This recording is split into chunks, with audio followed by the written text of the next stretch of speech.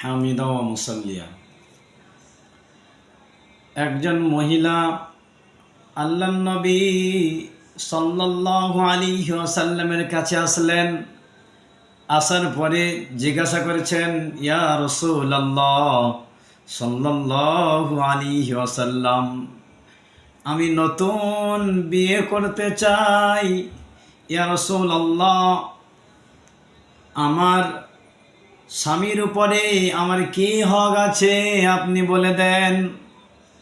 আল্লাহর নবী সাল্লাল্লাহু আলাইহি ওয়াসাল্লামকে জিজ্ঞাসা করলে নবী সাল্লাল্লাহু আলাইহি সাল্লাম উত্তর দিলেন, যে মহিলা তুমি শোনো, যে তোমার উপরে তোমার স্বামীর হকটা কেমন একটু ভালো করে বুঝে নাও।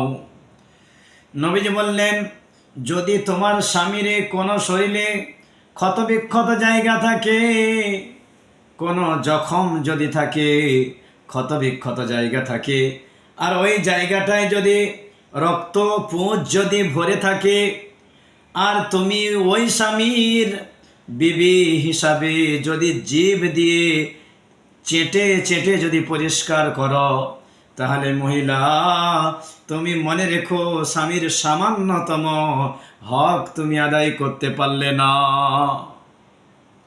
মা বোনেরা ভালো করে কথাটা শুনবেন। একটা মেয়ে জিজ্ঞাসা করেছেন যে ইয়া রাসূলুল্লাহ, আমি নতুন বিয়ে করব, আমার স্বামীর উপরে হক কি আছে, কিভাবে সেবা যত্ন করলে, কি আচরণ প্রয়োগ করলে স্বামীর হকটা আদায় হবে। নবী সাল্লাল্লাহু আলাইহি সাল্লাম বললেন, যদি তোমার স্বামীর কোনো শরীরে ক্ষতবিক্ষত জায়গা থাকে, রক্ত পুঁজ ভরা থাকে, আর তুমি বিবি হিসাবে জিভ দিয়ে চেটে চেটে যদি পরিষ্কার করো, তাহলে সামান্য হক তুমি আদায় করতে পারলে না। যেন স্বামীর সঙ্গে ভালো ব্যবহার করার চেষ্টা করুন, সারা জীবন স্বামীর সেবা করার চেষ্টা করুন, না তো আল্লাহর কাছে ধরা পড়ে যাবেন।